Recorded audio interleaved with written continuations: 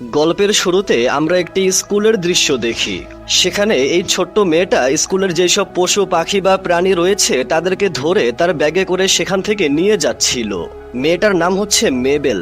সে যখন স্কুলের বাহিরে প্রায় চলে আসে তখন সব টিচার্সরা বুঝে যায় যে সে আবারও সব প্রাণীদেরকে বাহিরে নিয়ে যাচ্ছে।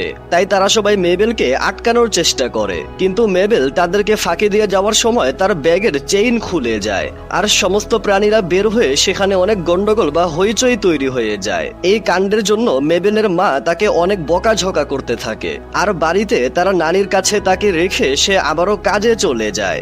বাড়িতে এসে মেবেল একটা গাছের উপরে মন খারাপ করে বসে থাকে। মেবেলের নানি বলে, তোমার মুড আমি এখনই ভালো করছি, তুমি আমার সাথে আসো। মেবেল তার নানির সাথে অনেক সুন্দর একটা জায়গায় একটা পুকুরের সামনে চলে আসে। মেবেলের নানি বলে, ছোটবেলায় আমিও তোমার মতো অনেক রাগী ছিলাম। রাগ উঠলে সবকিছুকে ভাঙচুর করে ফেলতাম, একদম তছনছ করে দিতাম, কিন্তু এখন আর এরকম কিছুই মনে হয় না। মানে এখন আমার আর একদমই রাগ ওঠে না। তুমি কি এটার সিক্রেট জানতে চাও? এটার সিক্রেট হচ্ছে এই জায়গাটা। তুমি তোমার মাথাকে ঠান্ডা করে চোখ আর কান খোলা রেখে এই প্রকৃতির শব্দগুলোকে ভালোভাবে শুনে সবকিছুকে ভালোভাবে উপভোগ করার চেষ্টা করো। মেবেল আশেপাশে এত সুন্দর প্রাকৃতিক দৃশ্য দেখে অনেক খুশি হয়ে যায়। সে মুগ্ধ হয়ে শুধু আশেপাশেই তাকিয়ে থাকে। মেবেলের নানি বলে, আমরা হচ্ছি এই প্রকৃতির এমন একটা অংশ যেই অংশটা আমাদের রাগের থেকেও অনেক বেশি বড়। মেবেল খুশি হয়ে তারা নানিকে জড়িয়ে ধরে। তারপর থেকে তারা দুইজন প্রতিদিন এই জায়গায় আসতে শুরু করে আর এই ছোট্ট জায়গাটা মেবেলের সবচেয়ে ফেভারিট একটা জায়গা হয়ে যায়। আর ধীরে ধীরে মেবেল বড় হয়ে যায়। ব্যাকগ্রাউন্ডে মেবেলের নানির ভয়েস বলে, জীবনে যত যাই হয়ে যাক না কেন এই পুকুরটা সব সময় তোমার সাথে থাকবে। এখান থেকে দৃশ্য বর্তমানে চলে আসে। মেবেলের নানি এখন আর এই দুনিয়াতে নেই, সে এই দুনিয়া ছেড়ে চিরতরে চলে গিয়েছে। আমরা জানতে পারি যে এই পুকুরটা তার সবচেয়ে পছন্দের একটা পুকুর ছিল। ওই পুকুরের উপরে একটা হাইওয়ে তৈরি করা হচ্ছে। এটার জন্য সেই জঙ্গলের গাছ কাটা সহ আরো বিভিন্ন রকম উল্টাপাল্টা কাজ শুরু হয়ে যায়।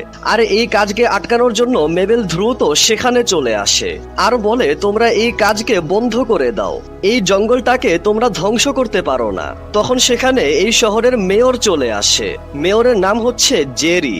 মেবেল আর জেরি একে অপরের সাথে ঝগড়া করতে শুরু করে। একজন বলে, আমি এখানে হাইওয়ে বানাবো, তুমি আমাকে বিরক্ত কেন করছো? আর আরেকজন বলে, তুমি আমার এই ছোট্ট জঙ্গলটাকে ধ্বংস কেন করতে চাচ্ছ? জেরি বলে, আমি তোমার সাথে প্রতিদিন এরকম ঝগড়া আর করতে পারছি না। আমরা জানতে পারি জেরি আর মেবেল একে অপরের সাথে অনেক দিন ধরেই অনেক জায়গাতেই ঝগড়া করে আসছে। এমনকি রাতে ঘুমানোর সময়ও মেবেল জেরির বাড়ির সামনে গিয়েও তার সাথে ঝগড়া করছে। মেবেল বলে, তুমি একটা ইল্লিগাল কাজ করছো। যেই জায়গায় এতগুলো প্রাণী বসবাস করে ওই জায়গাটাকে তুমি এভাবে ধ্বংস করতে পারো না। জেরি বলে, কিন্তু তুমি এখানে কোথায় প্রাণী দেখতে পাচ্ছ? এখানে দূর দূরান্ত পর্যন্ত একটা প্রাণীও নেই। তখন মেবেল সেখানে আশেপাশে কোনো প্রাণীকে দেখতে পায় না। সে অনেক অবাক হয়ে যায় আর বলে, সব প্রাণীরা কোথায় গেল? আমি তো কয়েকদিন আগেও তাদেরকে এখানে দেখেছিলাম। তখন জেরি পুলিশ ডেকে এনে মেবেলকে সেখান থেকে সরিয়ে দেয়। মেবেল বলে, এভাবে প্রাণীদের ঘর বাড়িকে তুমি ধ্বংস করতে পারো না। জেরি বলে, ঠিক আছে, তুমি একটা পিটিশন রেডি করে এলাকাবাসীর কাছ থেকে স্বাক্ষর নিয়ে আসো। যদি তারা বলে যে আমাদের হাইওয়ে দরকার নেই, তাহলে এই কাজ আমি বন্ধ করে দেব। না হলে আগামী 48 ঘন্টার মধ্যেই এখানে খোরাখুরির সমস্ত কাজ শুরু হয়ে যাবে। তারপর মেবেল শহরের বিভিন্ন জায়গায় ঘুরে ঘুরে অনেক মানুষের বাড়িতে গিয়ে তাদের সাথে কথা বলার চেষ্টা করে যে আমাকে একটা সাইন দিন, আমাকে ওই পুকুরটাকে বাঁচাতে হবে। কিন্তু কেউই তার কথায় একদমই পাত্তা দেয় না। শেষমেশ সে একজন বৃদ্ধ লোকের বাড়িতে যায় আর সারাদিন ওই বৃদ্ধ লোকের সাথে থেকে তাকে সবকিছু বোঝানোর পর রাতে যখন চলে আসবে তখন ওই বৃদ্ধ লোক কানে একটা মেশিন লাগিয়ে বলে, তুমি কি আমাকে কিছু বললে?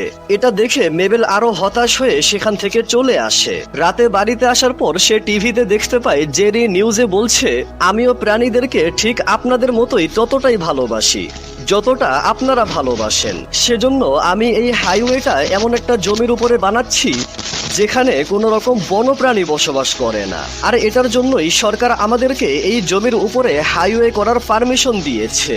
এটা শুনে মেবেল অবাক হয়ে যায় আর পরের দিন সোজা একটা ক্লাসরুমের ভিতরে এসে ডক্টর স্যামের কাছে বলে, আমি জানি যে জেরি হাইওয়ে বানানোর অনুমতি পেয়েছে, কিন্তু আমার সম্পূর্ণ বিশ্বাস এখানে কোনো একটা গন্ডগোল অবশ্যই রয়েছে। ডক্টর স্যাম বলে, আমি তোমাকে বলতে চাই আমি এখন ক্লাস নিচ্ছি আর তুমিও এই ক্লাসেই পড়ো, তোমার মাঝে মাঝে ক্লাসে আসা উচিত। তারপরে ডক্টর স্যাম বলতে থাকে, আমি তোমার অনুভূতিটা বুঝতে পারছি, কিন্তু এরকম উল্টাপাল্টা কর্মকাণ্ড করে হাত পা ভেঙে ফেলা এইসব কিছু তোমার একদমই করা উচিত না। ওই পুকুরকে বাঁচানোর জেদ তোমাকে একদিন নিয়ে ডুববে। মেবেল বলে, কিন্তু আমার কাছে একদমই সময় নেই। ডক্টর স্যাম বলে, পরীক্ষাতেও কিন্তু একদমই সময় নেই, খুব কম সময় বাকি আছে, তোমাকে এখন নিজের ভবিষ্যৎ নিয়ে ভাবতে হবে। মেবেল বলে, কিন্তু ওই পুকুরের ভবিষ্যতের কি হবে? সবাই বলে যে ওইখানে একটাও প্রাণী নেই, কিন্তু এই কথাটা আমার বিশ্বাসই হচ্ছে না। ডক্টর স্যাম বলে, এটা সত্যি, ওইখানে এখন আর একটাও প্রাণী নেই, কারণ ওই পুকুর থেকে সমস্ত বিভার চলে গিয়েছে। মেবেল বলে, আমি কিছুই বুঝলাম না। ডক্টর স্যাম বলে, আমি জানি ওই পুকুরের সাথে তোমার নানির অনেক স্মৃতি জড়িয়ে আছে, কিন্তু এখন একটা বিভারকে ছাড়া ওই পুকুরকে আর কেউই বাঁচাতে পারবে না, কারণ বিভার এমন একটা প্রাণী যেই প্রাণী যদি পুকুরে চলে আসে তাহলে বাকি প্রাণীরাও তার পিছু করতে করতে পুকুরে আবার চলে আসবে। এটা শুনে মেবেল খুবই খুশি হয়ে যায় আর একটা বিভারকে খোঁজার জন্য বের হয়ে যায় আর পুকুরের কাছে একটা স্ট্রাকচার তৈরি করে সেখানে অনেকগুলো খাবার রেখে দেয় আর একটা পাথরের পিছনে লুকিয়ে একটা বিভারের জন্য অপেক্ষা করতে থাকে। কিন্তু রাত হয়ে গেলেও সেখানে কেউই আসে না। মেবেল মন খারাপ করে সমস্ত আশা যখন প্রায় হারিয়েই ফেলছিল, তখন তার মনে পড়ে যায় তার মা যখন এই শহরকে ছেড়ে কাজের জন্য অন্য কোনো জায়গায় চলে যাচ্ছিল, তখন মেবেল তার মায়ের সাথে না গিয়ে এখানেই থেকে গিয়েছিল। সে বলেছিল, এখানে নানির আমার প্রয়োজন আছে। মেবেল আর তার নানি এখানে একসাথে বসবাস করতে থাকে। মেবেলের নানি ধীরে ধীরে আরো দুর্বল হতে থাকে আর মারা যাওয়ার আগে মেবেলকে তার জ্যাকেটটা পরিয়ে দিয়ে বুকে হাত রেখে বলে, এই জায়গাটার খেয়াল রেখো। এটা মনে করার পর মেবেল মনে মনে বলে, মনে হচ্ছে আমি এখন আর কিছুই করতে পারবো না, এটা আসলেই অসম্ভব। তখন সে সামনে একটা বিভারকে দেখতে পায়। এটা দেখে সে অনেক খুশি হয়ে যায়, কিন্তু ওই বিভার খাবারের কাছে এসে সেখানে না থেকে সামনের দিকে এগিয়ে যায়। মেবেল তাড়াহুড়ো করে বিভারের পিছনে আসতে শুরু করে। তখন সে দেখতে পায় একটা গাড়ি ওই বিভারকে নিয়ে যাচ্ছে। সে নিজেও ওই গাড়ির পিছু করতে করতে একটা অচেনা জায়গায় চলে আসে। গাড়ি থেকে নামার পর আরো অনেকক্ষণ ওই বিভারের পিছু করতে করতে সে একটা ল্যাবে চলে আসে আর সেখানে ডক্টর স্যামকে দেখতে পায়। মেবেল চিৎকার করে ডক্টর স্যামকে বলে, আপনি প্রাণীদের উপর এক্সপেরিমেন্ট করছেন, আপনি ওদের সাথে কি করতে চাচ্ছেন? তখন এই মেয়েটা বলে, তোমার হাতে একটা রোবট আছে। সে লাইট অন করলে মেবেল সেখানে রোবট তৈরির সমস্ত সরঞ্জাম দেখতে পায়। ডক্টর স্যাম বলে, দেখেছো, আমরা এখানে শুধু রোবট তৈরি করছিলাম, এখন ওই রোবটকে আমাকে দিয়ে দাও। মেবেল বলে, আগে আমাকে এটা বলুন আপনারা এখানে কি করছিলেন? ডক্টর স্যাম বলে, এটা হচ্ছে একটা প্রজেক্ট, এই প্রজেক্টের নাম হচ্ছে হপার্স। এটা হচ্ছে একটা স্পেশাল মাইন্ড কাস্টিং টেকনোলজি, মানে আমরা আমাদের ব্রেইনকে এই রোবটের ব্রেইনের জায়গায় ট্রান্সফর্ম করতে পারি আর রোবটের শরীরকে নিজের শরীর বানিয়ে সবকিছু করতে পারি। মেবেল বলে, তার মানে এটা একটা আসল বিভার নয়, কিন্তু আপনারা এরকমটা কেন করছেন? ডক্টর স্যাম বলে, আমরা যদি প্রাণীদেরকে সাহায্য করতে চাই তাহলে আমাদের আগে প্রাণীদের কথা বুঝতে হবে। আমরা প্রাণীদেরকে বোঝার অনেক ট্রাই করেছি, তাদের কাছে যাওয়ার ট্রাই করেছি, কিন্তু আমরা তাদের কাছে গেলে তারা আমাদের থেকে দূরে পালিয়ে যায়। তাই আমি অনেক বছর পরিশ্রম করে প্রাণীদের মতো দেখতে এরকম একটা রোবট তৈরি করে ফেলেছি। মেবেল বলে, তার মানে আপনি একটা নকল প্রাণী বানিয়েছেন আর এখন আসল প্রাণীরা মনে করছে যে আপনিও একটা আসল প্রাণী। কিছুক্ষণ চিন্তা করে সে বলে, তার মানে আপনি ওই পুকুরকে বাঁচাতে পারবেন। আপনি যদি একটা প্রাণীর রূপ ধারণ করে প্রাণীদের সাথে কথা বলতে পারেন তাহলে আপনি একটা বিভারকে ওই পুকুরে আবারও অবশ্যই আনতে পারবেন। ডক্টর স্যাম বলে, আমরা এটা করতে পারবো না, কারণ আমরা প্রকৃতির সাথে কোনো রকম উল্টাপাল্টা করতে পারি না। মেবেল বলে, প্রাণীদের ঘরবাড়ি ধ্বংস হয়ে যাচ্ছে আর আপনারা কিছুই করবেন না? যদি আপনারা কোনো কিছু না করেন তাহলে এখন আমাকে সবকিছু করতে হবে। এটা বলে সে নিজের ব্রেইনটাকে ওই রোবটের ব্রেইনের জায়গায় বসিয়ে দেয়। মেবেল একটা বিভার হয়ে গেলে ডক্টর স্যাম তার পার্টনারের সাথে মিলে তাকে ধরার চেষ্টা করে। এখানে তাদের মাঝে টম এন্ড জেরি খেলা শুরু হয়ে যায়। অনেকক্ষণ দৌড়ানোর পর মেবেল তার কানের কাছে একটা একটা বাটনে ক্লিক করে দেয়, যার জন্য ডক্টর স্যাম মনিটরে আর তার লোকেশন দেখতে পারে না। তারপর আরো কিছুক্ষণ দৌড়াদৌড়ি করার পর মেবেল ফাইনালি তাদের চোখ ফাঁকি দিয়ে রোডে চলে আসে। তখনই একটা বিশাল বড় পাখি তাকে ধরে নিয়ে উড়তে শুরু করে। মেবেল ওই পাখিটার সাথে যুদ্ধ করে সোজা নিচে একটা জঙ্গলের মধ্যে পড়ে যায়। সূর্যের আলো ফুটে উঠলে যখন তার জ্ঞান ফিরে আসে তখন সে অনেক সুন্দর একটা দৃশ্য দেখতে পায় এবং এই জঙ্গলে যত প্রাণীরা ছিল তাদের প্রত্যেকের কথা সে বুঝতে শুরু করে। এটা দেখে সে অনেক এক্সাইটেড হয়ে যায় আর সবাইকে হাই হ্যালো বলতে থাকে। তারপর সে জঙ্গলে আরো কিছুক্ষণ ঘোরাঘুরি করে একটা মাকড়সার কাছ থেকে একটা পুকুরের ঠিকানা নিয়ে ওই পুকুরে এসে একটা বিভারকে দেখতে পায় আর এই বিভারকে সব সমস্যার কথা খুলে বলতে থাকে যে পুকুরের উপরে হাইওয়ে তৈরি করা হচ্ছে, আমাদেরকে এটা আটকাতে হবে। কিন্তু এই বিভার তার কথায় কোনো পাত্তা না দিয়ে সেখান থেকে চলে যাচ্ছিল। তখন সেখানে একটা ক্ষুধার্ত ভাল্লুক এসে যখন ওই বিভারকে খেয়ে ফেলার চেষ্টা করে তখন মেবেল দৌড়ে গিয়ে ওই ভাল্লুকের হাত থেকে ওই বিভারকে বাঁচিয়ে নেয়। এটা শুনে ভাল্লুকটা বলে, তুমি এরকম কেন করেছো? তুমি নিয়ম ভঙ্গ করলে কেন? মেবেল বলে, ওই ভাল্লুকটা তোমাকে খেয়ে ফেলতে চেয়েছিল, তোমার কি এতে কোনো প্রবলেম নেই? বিভার বলে, এখানে আমার প্রবলেম থাকলেও বা কি হবে, এটাই পুকুরের নিয়ম, ক্ষুধা লাগলে তার তো আমাকে খেতেই হবে। মেবেল তাদের আজব কথা শুনে বুঝতে পারে সে এখানে কিছু একটা ভুল করেছে, সেজন্য সে সরি বলে। কিন্তু তারা বলে, তুমি যেহেতু পুকুরের নিয়ম ভঙ্গ করেছো তাই তোমাকে এখন মহারাজের কাছে যেতে হবে। ওইদিকে ডক্টর স্যাম যখন জানতে পারে মেবেল এখন জঙ্গলের একদম ভিতরে রয়েছে তখন সে তাকে বলে, তোমাকে দ্রুত সেখান থেকে বের হতে হবে। মেবেল বলে, আমি বের হচ্ছি, কিন্তু আমি প্রথমে একটা বিভারকে ওই পুকুরে নিয়ে যাব। ডক্টর স্যাম বলে, তুমি আমার কথা মন দিয়ে বোঝো, আমরা হপিং টেকনোলজি দিয়ে প্রকৃতির সাথে কোনো রকম ছেড়খানি করতে পারি না। প্রাণীদের দুনিয়া অনেক ভয়ানক একটা জায়গা। তখন মেবেল সামনে সমস্ত প্রাণীদেরকে একটা জায়গায় একত্র হতে দেখে আর এইসব দৃশ্য মনিটরে ডক্টর স্যাম ও বাকি দুইজন মেম্বারও দেখছিল। তখন সেখানে এদের রাজা অর্থাৎ এই মুকুট পরা বিভার চলে আসে। তখন সমস্ত প্রাণীরা একটা মিউজিক চালু করে সবাই একসাথে ডান্স করতে থাকে। কিছুক্ষণ পর রাজার নজর যখন মেবেলের দিকে যায় তখন সে বলে, আমাদের এখানে কি একজন নতুন মেম্বার এসেছে, তোমার নাম কি? ডক্টর স্যাম বলতে থাকে, ওই প্রাণীটা যেন কোনোভাবেই জানতে না পারে যে তুমি একটা মানুষ। কিন্তু তখন মেবেল ওই সুইচটা অফ করে আবার অফলাইন চলে যায়। এইদিকে মেবেল জানতে পারে এই রাজার নাম হচ্ছে জর্জ। তখন এই বিভার বলে, পুকুরে এই ভাল্লুকটা আমাকে খেতে এসেছিল, কিন্তু এই নতুন বিভার তাকে বাধা দিয়েছে। রাজা বলে, তার মানে সে পুকুরের নিয়ম ভেঙেছে। মেবেল বলে, কিন্তু পুকুরের নিয়ম কি সেগুলো তো আমি কিছুই জানি না। তারপর মহারাজ ঘুরে ঘুরে মেবেলকে তাদের এখানকার জায়গা এবং নিয়ম কানুন সম্পর্কে সবকিছু বলতে থাকে। মেবেল এখানে জায়গার তুলনায় প্রাণীদের সংখ্যা অনেক বেশি দেখতে পায় আর জানতে পারে যেই সব প্রাণীদের ঘরবাড়ি থাকে না অথবা কোনো কারণবশত তাদের ঘরবাড়ি ধ্বংস হয়ে যায় তাদেরকে মহারাজ এখানে আশ্রয় দিয়ে থাকে। মেবেল তাদের সব নিয়ম কানুন শুনে বলে, আপনাদের নিয়ম কানুনে অনেক কিছু ভুল রয়েছে। মহারাজ বলে, আমি জানি, কিন্তু এই নিয়মটা এখানে সবার প্রতি খেয়াল রেখে বানানো হয়েছে। এই নিয়মটা ভাল্লুক, ছোট মাছ, ছোট পোকা, বিভার এমনকি মানুষদের কথা চিন্তা করেও বানানো হয়েছে। মেবেল বলে, আপনি মানুষদের কথা কেন চিন্তা করছেন? তারা তো আপনাদের কোনো ভালো চায় না, তারা সব সময় আপনার ক্ষতি চায়। মহারাজ বলে, একদমই না, তোমাকে কে বলেছে? আমরা সবাই এক, আমাদের মধ্যে কোনো মতভেদ নেই। প্রাণীদের ঘর আর মানুষদের ঘর পাশাপাশি তো রয়েছে।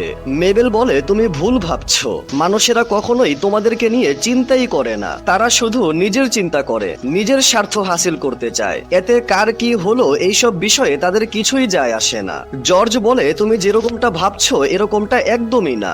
মেবেল তাকে কোনোভাবেই কোনো কিছু বোঝাতে না পেরে বলে, আমি তোমার সাথে একান্তে কিছু কথা বলতে চাই। মহারাজ মনে করে যে মেবেলের তাকে হয়তো পছন্দ হয়েছে এবং সে তাকে বিয়ের কথা বলবে। সেজন্য জর্জ বলে, আমাকে দেখে বোঝা যায় না, কিন্তু আমি আসলে অনেক বয়সী একটা বিভার, আমি একদম তোমার বাবার বয়সী, আর এমনিতেও আমার ভুঁড়ি অনেক বেড়ে গিয়েছে, তোমার সাথে আমাকে একদমই মানাবে না। এই কথা শুনে মেবেল তাড়াতাড়ি করে তাকে ওই পুকুরটা দেখিয়ে বলে, ওইখানে তোমাকে একটা বিভারকে নিয়ে যেতে হবে, আমি শুধু তোমাকে এইটুকুই বলতে চাচ্ছি। জর্জ বলে, ওইখানে এখন আর কেউই ফিরে যাবে না, কেননা ওইখানে অনেক শব্দ দূষণ হয়। মেবেল বলে, শব্দ দূষণ বলতে তুমি কি বোঝাতে চাচ্ছ? তখন মহারাজ সহ আশেপাশের সব প্রাণীরা চিৎকার করে এভাবে শব্দ করে মেবেলকে বোঝাইতে থাকে যে ওখানে কিরকম শব্দ হয়। জর্জ বুঝতে পারে যে মেবেল এখনো ঠিকমতো কিছুই বুঝতে পারেনি, সেজন্য তারা সবাই মেবেলকে নিয়ে সেখানে আসে। আর সমস্ত প্রাণীরা আওয়াজের কারণে একদম কান বন্ধ করে ফেলে, কিন্তু মেবেল এখানে কোনো শব্দই শুনতে পাচ্ছিল না। মেবেল বুঝতে পারে প্রাণীরা যেই শব্দের কথা বলছে ওই শব্দটা শুধু প্রাণীরাই শুনতে পারবে। সে একটু খোঁজাখুঁজি করে একটা গাছের উপর কিছু সাউন্ড বক্স দেখতে পায় আর বুঝতে পারে এগুলো জেরি এখানকার প্রাণীদেরকে ভাগানোর জন্য করেছিল। মেবেল রাগান্বিত হয়ে ওই গাছের কাছে এসে দেখে এটা কোনো আসল গাছ না, এটা একটা নকল গাছ।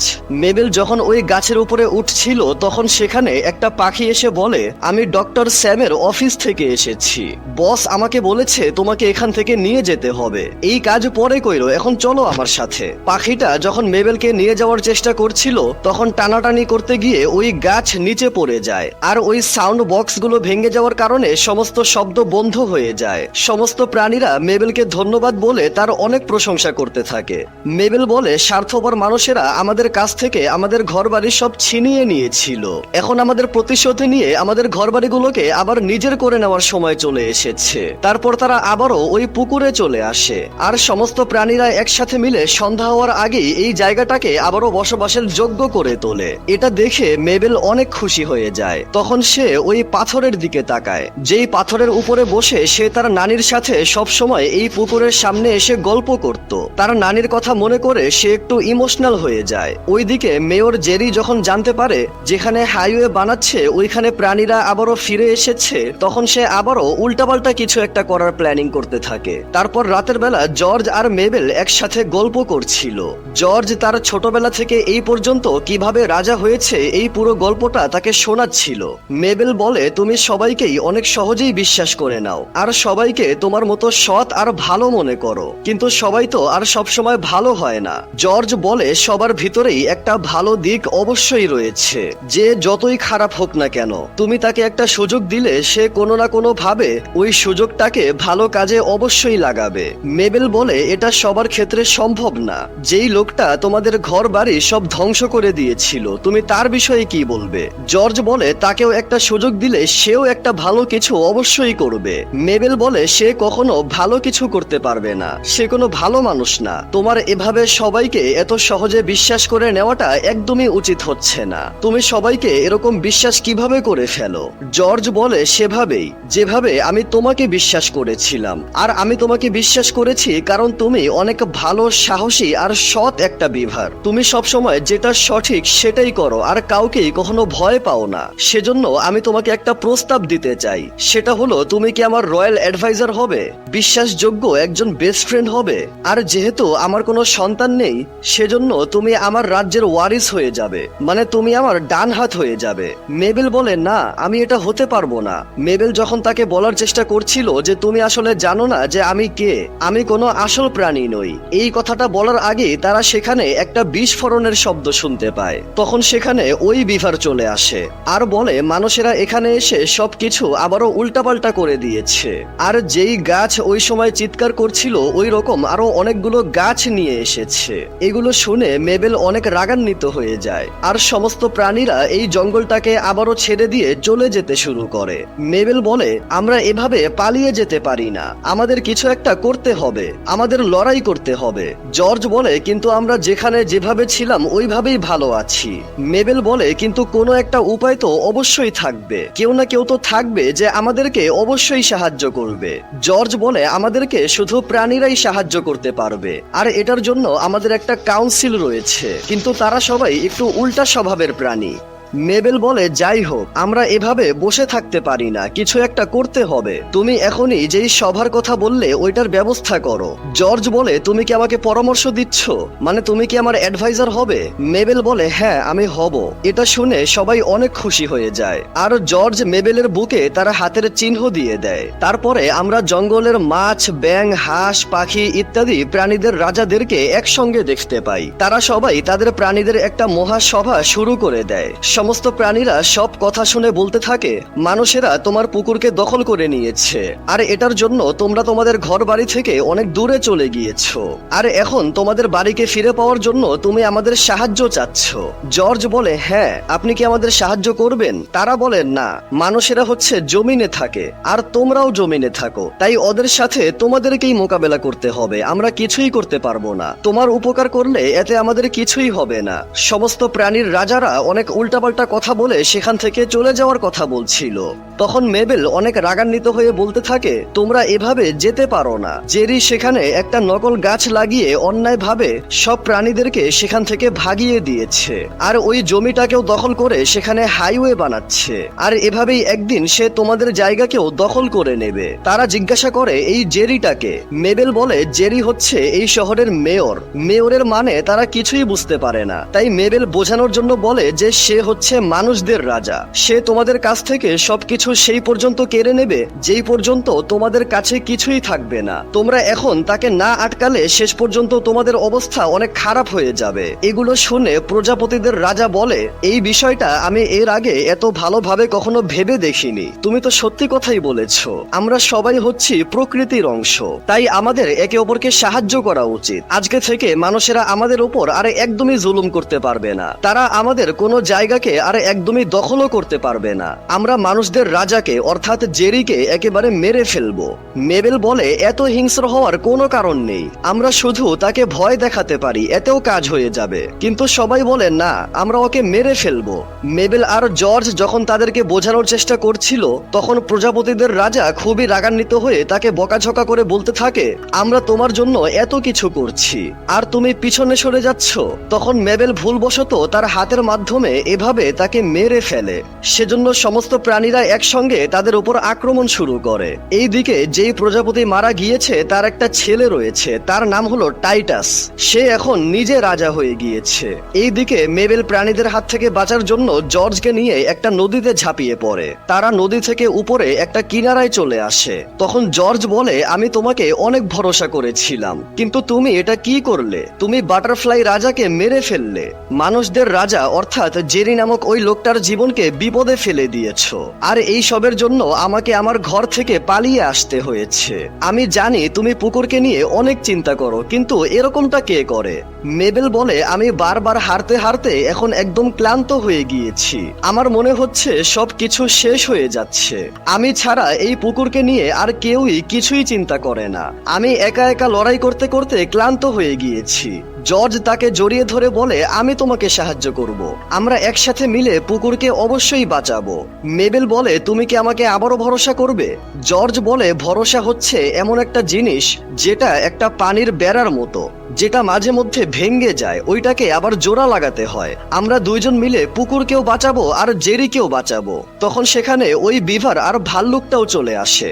এখন তারা সবাই একটা টিম হয়ে যায়। তারা প্ল্যান করে যে তারা যদি জেরিকে এখানে হাইওয়ে না বানানোর জন্য মানিয়ে নেয়, আর সে যদি এই পুকুরকে কোনো রকম ক্ষতি না করে, তাহলে ওই প্রাণীদের মহাসভা জেরিকে আর কিছুই বলবে না। ওইদিকে জেরি সকাল সকাল তার কাজে বের হওয়ার জন্য যখন তার গাড়িতে আসে, তখন সে গাড়িতে অনেকগুলো প্রাণীকে দেখতে পায়। ওই বিভার জেরির মোবাইলটা বের করে ফেস লকের মাধ্যমে লক খুলে আর মেবেল টাইপ করে ওই লেখাটাকে ভয়েসে কনভার্ট করে তাকে শুনিয়ে বলে যে আমরা তোমার বন্ধু, আমাদেরকে ভয় পেও না। এইসব দেখে জেরি অনেক ভয় পেতে থাকে। তারা গাড়িতে করে সামনে এগিয়ে যাওয়ার সময় প্রাণীরা জেরিকে মেরে ফেলার জন্য প্রস্তুতি গ্রহণ করতে শুরু করে, আর সেখানে ডক্টর স্যাম এসে মেবেলকে বিভারের শরীর থেকে বের হতে বলে। তখন অনেকগুলো পাখি সমুদ্র থেকে বিশাল বড় একটা তিমি মাছকে উপরে নিয়ে আসে। তিমি মাছ মেবেলকে বলে, তুমি একটু গাড়ি থেকে বাহিরে আসো, এই লোকটাকে আমাদের মেরে ফেলতে হবে। মেবেল বলে, না, এটার কোনো প্রয়োজন নেই। ওই তিমি মাছ তার কোনো কথা না শুনে আক্রমণ করতে শুরু করে। তারা একটা টানেল থেকে বের হয়ে ডক্টর স্যাম মেবেলকে তার শরীরে ফেরত আসতে বলে। তখন মেবেল ডক্টর স্যামের কানে একটা ডিভাইস দেখতে পায়, যেটার মাধ্যমে সে তার কথা বুঝতে পারছে। মেবেল ওই ডিভাইসটা নিয়ে জেরির কানে লাগিয়ে দেয়, আর জেরি তাদের কথা বুঝতে শুরু করে। প্রাণীদের কথা বুঝতে পারছে এটা দেখে জেরি মনে করে সে একটা স্বপ্ন দেখছে। তখন তারা কোনো মতে গাড়ি চালিয়ে ওই তিমি মাছকে আবারও পানিতে ফেলে দিয়ে নিজেদেরকে বাঁচিয়ে নেয়। আর গাড়ি অ্যাক্সিডেন্ট হওয়ার পরে জেরি বুঝতে পারে এটা কোনো স্বপ্ন নয়, এটা সত্যিই হচ্ছে। মেবেল বলে, আমরা তোমাকে এখানে বাঁচাতে এসেছি, আর আমরা তোমাকে একটা উপায়ে বাঁচাইতে পারবো, সেটা হলো তুমি হাইওয়ের কাজ বন্ধ করে দাও আর প্রাণীদেরকে তাদের পুকুর ফিরিয়ে দাও। জেরি বলে, তুমি যত যাই বলো না কেন আমি এটা কোনোভাবেই করতে পারবো না, আমি মানুষদেরকে কথা দিয়েছি। মেবেল এটা শুনে অনেক বেশি রাগান্বিত হয়ে যায় আর বলে, তুমি আইন ভেঙেছো। জেরি বলে, প্রথম কথা হচ্ছে তুমি প্রমাণ করতে পারবে না, আর দ্বিতীয় কথা হচ্ছে কিসের আইন? মানুষেরা নিজেই আমার কাছে হাইওয়ে চাচ্ছে। এগুলো শুনে মেবেল অনেক বেশি রাগান্বিত হয়ে চিৎকার করে ওই পাখিদেরকে বলে দিচ্ছিল যে জেরি এখানে আছে। তখন সেখানে ডক্টর স্যাম ও তার টিম চলে আসে আর মেবেলকে ধরে নিয়ে যেতে থাকে। তখন জেরিও তাদেরকে সাহায্য করে মেবেলকে ধরে ওই মেশিনের মাধ্যমে আবারও তাকে তার আসল শরীর ফিরিয়ে দেয়। নিজের আসল শরীরে যাওয়ার আগে মেবেল জর্জকে সরি বলে। মেবেল তার আসল শরীরে আসলে তার মাথা ঘুরাইতে শুরু করে। সে দেখতে পায় জর্জ ওই বিভার রোবটের কাছে এসে তার সাথে কথা বলার চেষ্টা করছে। মেবেল যখন তার কাছে যাওয়ার চেষ্টা করে তখন জর্জ একটা রোবটকে নিয়ে সেখান থেকে চলে যেতে থাকে, আর তখন সেখানে অনেকগুলো প্রাণী এসে তাদেরকে নিজের কবজায় নিয়ে নেয়। তারপর যখন মেবেলের জ্ঞান ফিরে আসে তখন সে নিজেকে ডক্টর স্যামের ল্যাবে দেখতে পায়। সে আর জেরি বাধা অবস্থায় ছিল এবং ডক্টর স্যাম ও বাকি সবাই প্রাণীদের ইশারায় কাজ করছিল। তখন টাইটাস পুরোপুরি একটা প্রজাপতি হয়ে যায়। ডক্টর স্যাম মেবেলকে বলে, প্রাণীরা যখন তাদের এই টেকনোলজির বিষয়ে জানতে পারে তখন তারা এটার উল্টা ব্যবহার শুরু করে, আর টাইটাস প্রজাপতি থেকে জেরির মতো দেখতে একটা মানুষের শরীরে নিজেকে হপিং করে ফেলে। তখন টাইটাস তাদেরকে বলে, মানুষেরা আমাদেরকে যেই সাউন্ড বক্সের মাধ্যমে শব্দ দিয়ে বিরক্ত করেছিল, আমরাও এখন আজকে রাতে যেখানে জেরির একটা প্রোগ্রাম রয়েছে ওইখানে সমস্ত মানুষদেরকে একত্র করে ওইটার চারপাশে অনেকগুলো এরকম সাউন্ড বক্স লাগিয়ে এটার আওয়াজ এতটা পরিমাণে বাড়িয়ে দেব যে মানুষজন এই আওয়াজটাকে সহ্য করতে না পেরে সবাই মরে যাবে, আর এভাবেই আমাদের প্রতিশোধ পূরণ হয়ে যাবে। মেবেল বলে, তুমি ভুল করছো। মানলাম যে জেরি ভুল করেছে, কিন্তু আমরা সবাই ওর মতো না। টাইটাস বলে, কিন্তু তুমিও তো আমাদেরকে মিথ্যা কথা বলেছো। তুমি একটা মানুষ হয়ে প্রাণীর রূপ ধারণ করে আমাদের সাথে ছলনা করেছো, তাই এটার শাস্তি তোমাকেও পেতে হবে। মেবেল দেখতে পায় জর্জ তার আসল সত্যিটা জানতে পেরে অনেক কষ্ট পেয়েছে। জর্জ তার দিকে কিছুক্ষণ তাকিয়ে থেকে কিছুই না বলে সেখান থেকে চলে যায় আর সব লাইট বন্ধ হয়ে যায়। জেরি মেবেলের উপর রাগান্বিত হয়ে বলতে থাকে, এইসব কিছু শুধুমাত্র তোমার জন্য হয়েছে। কিন্তু মেবেল এটা ভেবে অনেক কষ্ট পাচ্ছিল যে আমি জর্জকে মিথ্যা কথা বলেছি, তাকে ব্যবহার করেছি। তখন মেবেলের তার নানির কথা মনে পড়ে এবং বলে, আমরা এখান থেকে বের হতে পারবো, আমরা একসাথে কাজ করলে সবকিছু অবশ্যই ঠিক করতে পারবো। তখন জেরি ওই মেশিনের মাধ্যমে নিজেকে একটা বিভারে পরিবর্তন করে ফেলে। মেবেল বলে, আমার কাছে একটা প্ল্যান আছে, তুমি এখনই আমার সাথে আসো। ওইদিকে শহরের সব মানুষের সামনে মেয়র রূপে টাইটাস চলে আসে আর সবার সামনে ভাষণ দিতে শুরু করে। এক পর্যায়ে সে যখন ওই সাউন্ড বক্স গুলোকে বাজানোর জন্য সব প্রক্রিয়া শুরু করে দেয় তখন সেখানে মেবেল চলে আসে আর ঠান্ডা মাথায় টাইটাসকে বোঝাইতে শুরু করে যে তোমার এটা করাটা ঠিক হচ্ছে না। তখন মেবেল তার বন্ধু জর্জের কিছু কথা টাইটাসকে বলতে শুরু করে যে সবার ভিতরেই একটা ভালো দিক অবশ্যই থাকে, তুমিও ভালো কাজ করলে আমরা সবাই একসাথে মিলে সুখে শান্তিতে থাকতে পারবো। তোমার এগুলো করাটা একদমই ঠিক হচ্ছে না। আমরা মানুষেরা আর তোমরা প্রাণীরা আমরা তো একই, আমরা একই সাথে বসবাস করি। তখন মেবেলের এই কথাগুলো টিভিতে তাদের মেশিনের মাধ্যমে জর্জ ও বাকি প্রাণীরাও শুনতে পারে। এটা শুনে জর্জ অনেক খুশি হয়ে যায়, কিন্তু টাইটাস মেবেলের কথা একদমই কানে নেয় না। সে বলে, তোমার কি মনে হয় তোমার এই কথাগুলো আমি এত সহজে মেনে নেব? এটা শুনে মেবেল চিৎকার করে জেরিকে প্ল্যান বি এর কথা বলে। তখন জেরি যেখানে সবাইকে আটকে রাখা হয়েছিল সেখানে এসে সবাইকে মুক্ত করে দেয় আর তারা সবাই একসাথে প্ল্যান করে সব ওয়্যারগুলোকে একসাথে কানেক্ট করে ওই মেশিনের মাধ্যমে টাইটাসকে আবারও তার আসল শরীরে নিয়ে আসে। টাইটাস যখন আবারও হপিং করার চেষ্টা করছিল তখন জর্জ তাকে বাধা দেয়, কিন্তু বাকি প্রাণীরা জর্জকে ধরে ফেলে আর টাইটাস আবারও জেরির শরীরে চলে আসে আর মেবেলের সাথে ফাইট করতে শুরু করে। মেবেল একটা সুযোগে ফোনটাকে দূরে সোজা একটা গাছের উপরে ছুঁড়ে মারে আর টাইটাস ওই ফোনটাকে নেওয়ার জন্য যেতে থাকে। তখন মেবেল তার পিছনে গিয়ে তার রোবোটিক মুখের চামড়াটাকে নিচে ফেলে দেয়, যার জন্য সে আর জেরির চেহারা দিয়ে জেরির ফোনটাকে আনলক করতে পারে না। এটা দেখে সে প্রচন্ড রাগান্বিত হয়ে যায় আর চিৎকার করে বলতে থাকে, আমি এই পৃথিবীর সমস্ত প্রাণী ও সমস্ত মানুষদেরকে একেবারে মেরে ফেলবো, এই পৃথিবীতে শুধু আমার রাজত্ব চলবে। এগুলো শুনে বাকি অ্যানিমেলরাও বুঝতে পারে যে টাইটাস তাদেরকে শুধু ব্যবহার করছে। তখন টাইটাস বেশি লাফালাফি করতে গিয়ে গাছ সহ নিচে পড়ে যায় এবং তার রোবোটিক শরীর ব্লাস্ট হয়ে সেখানে অনেক ভয়ানক আগুন লেগে যায়। এই ভয়ানক আগুন দেখে জর্জ মেবেলকে বাঁচানোর জন্য দৌড়ে সেখানে চলে আসে। তখন টাইটাস আবারও চিৎকার করতে শুরু করে, আর এই ব্যাঙটা টাইটাসকে খেয়ে ফেলে। এই ভয়ানক আগুন দেখে সমস্ত মানুষেরা যখন দৌড়ে পালাচ্ছিল, তখন ভুলবশত মেবেল যেই ডিভাইসের মাধ্যমে প্রাণীদের কথা বুঝতো ওই ডিভাইসটা ভেঙে যায় এবং সে আগুন নিভাতে গিয়ে তার নানির দেওয়া একমাত্র স্মৃতি ওই জ্যাকেটটা আগুনে জ্বলে যায়। এটার জন্য সে অনেক কষ্ট পায়। তখন সেখানে জর্জ ও বাকি প্রাণীরা চলে আসে আর মেবেলকে নিয়ে তার পছন্দের ওই পুকুরের সামনে চলে আসে। তখন ফায়ার সার্ভিসের গাড়ি এসে এই আগুনকে নিভানোর চেষ্টা করতে থাকে, কিন্তু পুরো জঙ্গলে আগুনটা এমন ভাবে লেগে গিয়েছিল যে তারা কিছুই করতে পারছিল না। তখন মেবেল আর জর্জ একে অপরের দিকে তাকিয়ে সিদ্ধান্ত নেয় যে এই পুকুরের পানিটাকেই তারা জঙ্গলে ছেড়ে দিবে, তাহলে সমস্ত আগুন অটোমেটিক নিভে যাবে। তারা দুইজন একে অপরের সাথে কথা বলতে পারছিল না, কিন্তু তাদের অনুভূতিটা ভালোভাবেই বুঝতে পারছিল। তখন এই কঠিন সময়ে সমস্ত প্রাণীরা একসাথে মিলে এই পুকুরের পানিগুলোকে জঙ্গলের মধ্যে ছেড়ে দেওয়ার ব্যবস্থা করতে থাকে। তারা সবাই একসাথে মিলে অনেকক্ষণ পরিশ্রম করে এই জঙ্গলের আগুনকে নিভাতে সক্ষম হয়। শহরের সব মানুষেরাও অনেক খুশি হয়ে যায়। পরের দৃশ্যে আমরা দেখি এই জায়গাটা একেবারে ধ্বংস হয়ে গিয়েছে। জর্জ আর মেবেল যখন আশেপাশে ঘুরে ঘুরে সবকিছু দেখছিল, তখন তারা দেখতে পায় জেরি তার টিম নিয়ে বিশাল বড় একটা গাড়ি নিয়ে আবারও এখানে চলে এসেছে। মেবেল প্রথমে মনে করে যে সে আবারও এখানে হাইওয়ে বানানোর কাজ শুরু করে দিবে, কিন্তু মেবেল শুনতে পায় জেরি বলছে যে এই জায়গাটাকে এমন ভাবে ক্লিন করে দাও যাতে আমরা যে এখানে এসেছিলাম এটা যেন কখনো বোঝাই না যায়। জেরি মেবেলের দিকে তাকিয়ে একটা মুচকি হাসি দেয়, আর মেবেল বুঝতে পারে যে জেরি এখানে আর হাইওয়ে বানাবে না। সে এতদিন যেই পরিশ্রম করেছিল, যেই লড়াইটা করেছিল, ফাইনালি তার এই কষ্টটা সার্থক হয়েছে। তখন জঙ্গলের বাকি প্রাণীরাও আবারও নিজে নিজেই এই জঙ্গলে চলে আসতে শুরু করে। মেবেল জেরিকে কাজে সাহায্য করতে গিয়ে বলে যে তাহলে তোমার হাইওয়ের কি হবে।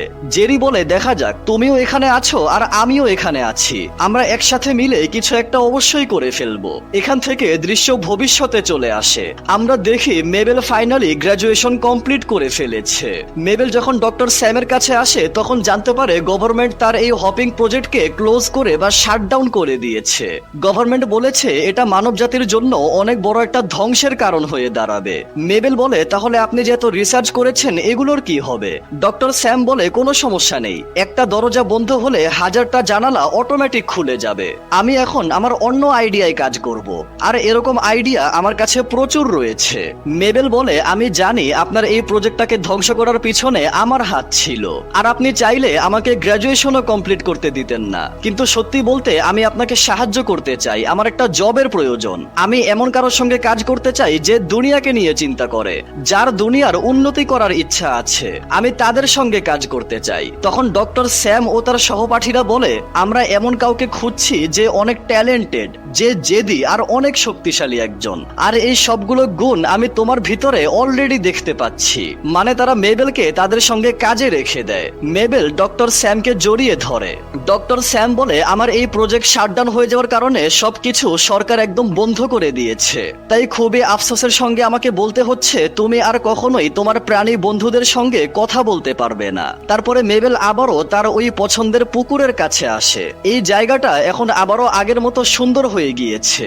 মেবেল তার নানির সঙ্গে যেখানে বসে থাকতো সে ওখানে জর্জকে দেখতে পায়, আর জর্জের পাশে বসে আবারও এই প্রকৃতিকে ভালোভাবে এনজয় করতে শুরু করে। তারা দুইজন একে অপরের সাথে কথা বলতে পারছিল না, আর ভবিষ্যতে কখনো বলতেও পারবে না, কিন্তু তবুও তারা একসাথে বসে থাকে আর একে অপরের ফিলিংসকে আগের থেকেও আরো ভালোভাবে বুঝতে থাকে। আর এটার সাথেই এই সুন্দর গল্পটা এখানেই শেষ হয়ে যায়।